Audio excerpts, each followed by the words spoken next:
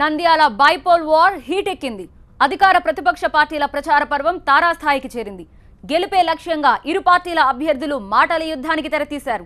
దీంతో నంద్యాలలో మాటల తూటాలు పేలుతున్నాయి. బైపోల్ వార్లో నువ్వా నేనా అన్న రీతిలో ప్రచారం పతాక స్థాయికి చేరింది.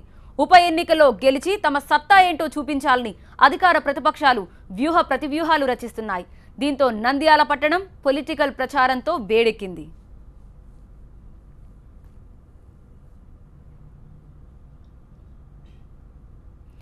నంద్యాల ఉప ఎన్నిక విచిత్రమైన మలుపులు తిరుగుతోంది. ప్రధాన ప్రత్యర్థులిద్దరూ ఎదుటివారి తప్పుల్ని వెతికేందుకు తీవ్రంగా ప్రయత్నిస్తున్నారు. అధికార టీడీపీ, ప్రతిపక్ష వైసీపీ మధ్య యుద్ధక్షేత్రంగా మారిన నంద్యాలలో నామినేషన్ల స్క్రూటినీలో పెను వివాదాలు ముందుకొచ్చాయి. నామినేషన్ల ఘట్టం ముగియడంతో వాటిని స్క్రూటినీ చేశారు.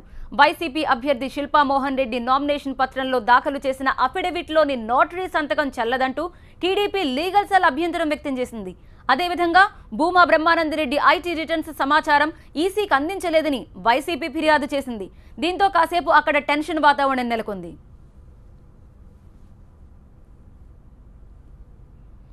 శిల్పా మోహన్ రెడ్డి అఫిడవిట్లోని సంతకం చేసిన న్యాయవాది రామతులసిరెడ్డి నోటరీ లైసెన్స్ 2013 డిసెంబర్లోనే ముగిసిందని టీడీపీ నేతలు నంద్యాల రిటర్నింగ్ ఆఫీసర్కి తెలిపారు.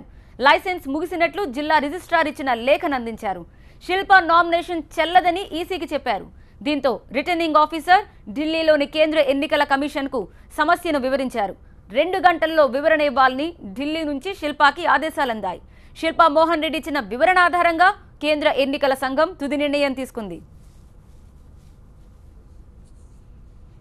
టీడీపీ లీగల్ సెల్ చేసిన వాదనకు వైసీపీ కౌంటర్ ఇచ్చింది. అఫిడవిట్ దాఖలు చేయకపోతే తప్పవుతుందని, దాఖలు చేసిన దానిలో ఏవైనా లోపాలుంటే సరిచేసుకోవచ్చనన్నారు. పైగా నోటరీ రామతులసారెడ్డి లైసెన్స్ రెన్యువల్కి దరఖాస్తు చేస్తే ఇంకా సమాధానం రాలేదన్నారు. కాలపరిమితి ముగిసిన లైసెన్స్ దారు తిరిగి దరఖాస్తు చేసుకున్నప్పుడు అతనికి సమాధానం రాకపోతే నోటరీ కొనసాగించవచ్చన్న సుప్రీంకోర్టు మార్గదర్శకాలను కూడా ఈసీకి చూపించినట్లు వైసీపీ వర్గాలు చెప్పాయి. మొత్తం మీద నంద్యాల నామినేషన్ల వ్యవహారం టీ కప్పులో తుఫాన్ మాదిరిగా మారింది. ఇండిపెండెంట్లతో పాటు 2 ప్రధాన పార్టీల అభ్యర్థుల నామినేషన్లను కేంద్ర ఎన్నికల సంఘం ఆమోదించింది.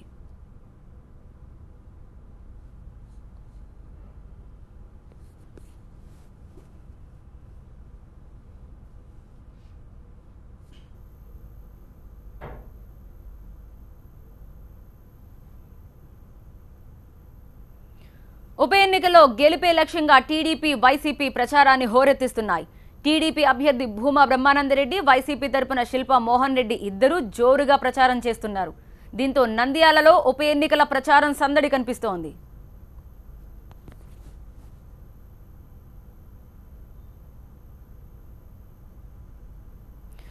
నంద్యాల బైపోల్ వార్ పై మరింత సమాచారం అందించడానికి మా ప్రతినిధి హసీనా లైవ్ లో జాయిన్ అవుతున్నారు. హసీనా, ఒక రకంగా నామినేషన్ టైంలో ఎవరికి వాళ్ళు ఒక చిన్న రీజన్ కావచ్చు, పెద్దది కావచ్చు, ఎవరికి వారు ఆరోపణలు చేసుకోవడం మనం చూసాం. ఇప్పుడు ఎలాంటి సిచ్యువేషన్ కనిపిస్తోంది నంద్యాలలో? నిన్న మధ్యాహ్నం నుంచి ఇక్కడ నంద్యాలలో హై డ్రామా నడిచిందని మనం చెప్పొచ్చు. High tension. అసలు ఓ దశలో అయితే శిల్పా మోహన్ రెడ్డి నామినేషన్ క్యాన్సిల్ అయిపోతుందని, నెక్స్ట్ క్యాండిడేట్ ఎవరని ఎత్తుకోవాల్సిన పరిస్థితి, అలా కూడా ఇక్కడ అంత హై డ్రామా నడిచింది. అయితే మొత్తం మీద సాయంత్రం 6:30-7 గంటల ప్రాంతంలో ఆ హై డ్రామాకు ఒక ఫుల్ స్టాప్ పడింది. సో ఇద్దరు నామినేషన్లు యాక్సెప్ట్ చేశారు. ఈ రోజు నుంచి మళ్ళీ తిరిగి ఇక్కడ ప్రచారం కొనసాగుతుంది. ఈ ప్రచారం కూడా మనం చూసుకుంటే చాలా పోటాపోటీగా కొనసాగుతుంది. ఒక్క వార్డును కూడా వదలట్లేదు. అసలు ప్రతి చోట తిరుగుతున్నారు. అయితే టీడీపీ ఏ విధంగా ప్రచారం చేస్తుంది ఏంటనే అంశాలతో మనతో మాట్లాడడానికి సోమిరెడ్డి ఉన్నారు. ఏం సార్, నిన్న జరిగిన అంశం చూశారు, సో భయపడ్డారా? దేనికి అంటే వాళ్ళు అంటున్నారు కదా నామినేషన్ ఎలాగైనా క్యాన్సిల్ చేయించాలని భయపడుతున్నారని చెప్పి. నోమ్మా, ఇప్పుడు ఎలక్షన్ నామినేషన్ వేయాలంటే జనరల్ ఎలక్షన్స్లో ఎలక్షన్ కమిషన్ పెట్టిన చట్టం, అది రూల్స్ అవి. దాంట్లో మనం ఏదైతే అఫిడవిట్ ఫైల్ చేస్తామో దాన్ని నోటరీ చేత సర్టిఫై చేయించాలి. అంటే నోటరీ అనే సిస్టమ్ ఎందుకు పెట్టారు? ఎవరైనా సరే ఒక అఫిడవిట్ డాక్యుమెంట్స్ ప్రొడ్యూస్ చేసినప్పుడు వీటిని నేను సర్టిఫై చేస్తున్నాను అనే దానికి నోటరీ, ఎక్స్పైర్డ్ నోటరీ పెట్టి దాన్ని అబ్జెక్షన్ పెట్టడం మాకుండే హక్కు. అది డెఫినెట్గా మేము పెట్టాం. సో ప్రచారం ఏ విధంగా కొనసాగుతుందండి? ఇప్పుడు జగన్ కూడా రేపటి నుంచి ఇక్కడికి వస్తున్నారు. మా ప్రచారం బాగా జరుగుతుంది. మాకు అన్ని పాజిటివ్ అంశాలు ఉన్నాయి. వాళ్ళ మాదిరిగా వచ్చి తిట్టేసిపోవాల్సిన అవసరం లేదు.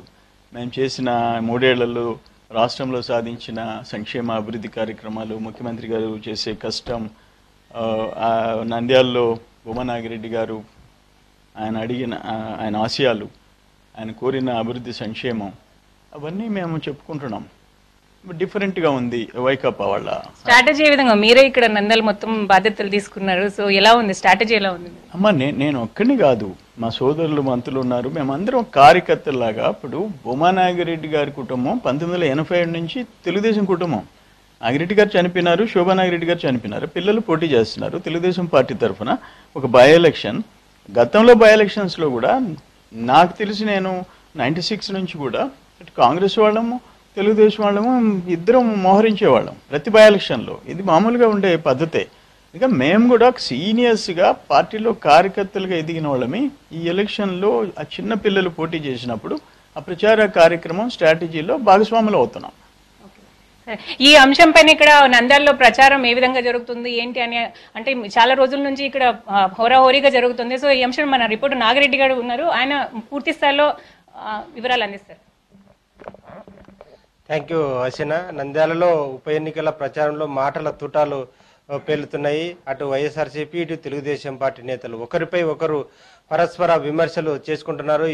ఈ విమర్శలు పెద్ద ఎత్తున చర్చనీయాంశం కూడా అవుతున్నాయి. ముఖ్యంగా వైసీపీ ఎమ్మెల్యే రోజా తన విమర్శల స్థాయిని పెంచినట్లుగా కనిపిస్తోంది. ముఖ్యంగా అఖిలప్రియను టార్గెట్ చేస్తున్నట్లుగా కనిపిస్తోంది. సార్ చెప్పండి సార్, వైసీపీ ఎమ్మెల్యే రోజా విమర్శలపై మీరు ఎలా స్పందిస్తారు? ముఖ్యంగా ఒకే పదే చెప్తుంది, శిల్పా చక్రపాణి రెడ్డిని ఆదర్శంగా తీసుకొని మంత్రులకు దమ్ము ధైర్యం ఉంటే వైసీపీ నుంచి టీడీపీలోకి వెళ్ళిన మంత్రులు ఎవరైతే ఉన్నారో నలుగురు, వాళ్ళు తక్షణం రాజీనామా చేయాలని పదే డిమాండ్ చేస్తారు. నేను ఒక క్వశ్చన్ జగన్మోహన్ రెడ్డి గారికి, స్పెషల్ కేటగిరీ స్టేటస్ కోసం మా 5 ఎంపీలు మే నెలలో రాజీనామా చేసేసి మేము జనంలోకి పోతాం, ఎదుర్కోమనండి తెలుగుదేశాన్ని అని చెప్పారు. ఏమైపోయింది ఆయన గర్జన?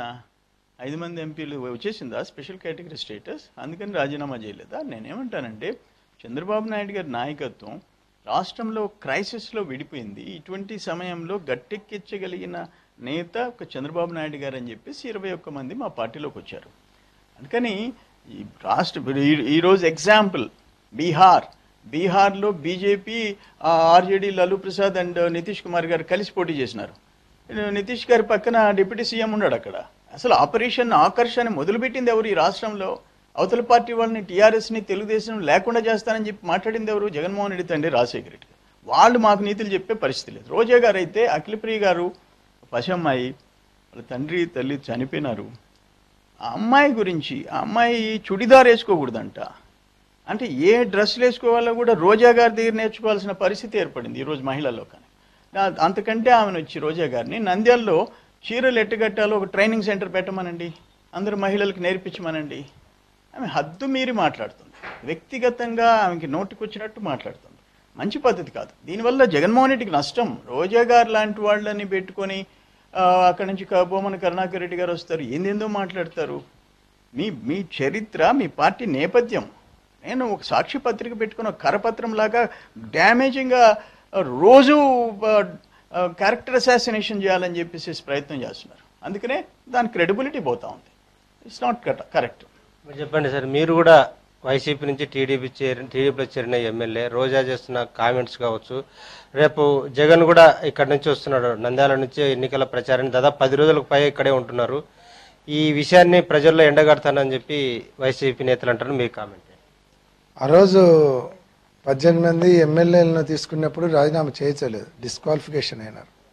రెండోది, ఈరోజు ఆయన 10 రోజులు 12 రోజులు ఇక్కడ కూర్చొని ప్రచారం చేస్తానంటున్నాడంటే ఈ ఎన్నికలలో ఓడిపోతామనే భయం ఎంతందో తెలిసిపోతా ఉంది. ఒక రాష్ట్ర స్థాయి నాయకుడు, ఒక రాష్ట్ర పార్టీకి అధ్యక్షుడు ఎక్కడ భారతదేశంలో 12 రోజులు ఒక అసెంబ్లీ కాన్స్టిట్యున్సీలో ప్రచారం చేసినటువంటి సంఘటన లేదు. నంద్యాల ఎలక్షన్ ఓడిపోతాము, భారీ మెజార్టీతో ఓడిపోతామన్నటువంటి భయం ఉంది. కాబట్టి సాక్షాత్తు జగన్మోహన్ రెడ్డి గారు వీధి ఇల్లు తిరుగుతానంటున్నాడు. మా నాయకుడు వచ్చాడు, 10 మందికి మీటింగ్ చెప్పాడు, సంక్షేమ కార్యక్రమాల గురించి చెప్పాడు, ఒక నాయకుడి స్థాయిలో వెళ్ళిపోయినాడు. ఈరోజు వైసీపీ జాతీయ స్థాయి నాయకుడు అని చెప్పుకుంటుండి ఢిల్లీ స్థాయి నాయకుడు గల్లీలలో తిరుగుతానంటే మరి ఈయన ఢిల్లీ స్థాయి నాయకుడా గల్లీ స్థాయి నాయకుడు ప్రజలు నిర్ణయిస్తారు. కాబట్టి ఈరోజు వాళ్ళ పార్టీ పరిస్థితి గల్లీ స్థాయికి వచ్చింది. ఇంకొకటి ఏమంటే ఈరోజు రోజా గారి గురించి ఆమె కామెంట్స్ గురించి మాట్లాడాలంటే మా స్థాయిని మేము తగ్గించుకున్నట్లే. మా స్థాయిని తగ్గించుకొని ఆమె గురించి మాట్లాడడం అనవసరం. ఎందుకంటే ఆమె పూర్తి దిగజారిపోయి మాట్లాడుతుంది. మొత్తం ఆ పార్టీలో ఉండే నాయకులందరూ ఫ్రస్ట్రేషన్లో ఉన్నారు. పార్టీ మనుగడ పోతుంది, నంద్యాలలో పార్టీ ఓడిపోతున్నాం, భారీ మెజార్టీతో ఓడిపోతే రాష్ట్రంలో పార్టీ తుడిచిపెట్టుకుపోతాని భయంతో ఇష్టం వచ్చినట్టు మాట్లాడుతున్నారు. ఇది పరిస్థితి. నంద్యాలలో మాటల తూటాలు వెళ్తున్నాయి. ఇక వైఎస్ జగన్మోహన్ రెడ్డి అయితేనేమి, చంద్రబాబు నాయుడు అయితేనే ఇరువురు కూడా వారి ప్రచారంతో మరింత ఉప ఎన్నికల ప్రచారం మరింత హోరెత్తనుంది. ఇది ఇక్కడి పరిస్థితి. Right, thank you Nag. ఇది మనం చూస్తున్నాం నంద్యాల బైపోల్ వార్కి సంబంధించిన డీటెయిల్స్. సో ఎవరి విమర్శలు వారివి అక్కడ కనిపిస్తున్నాయి.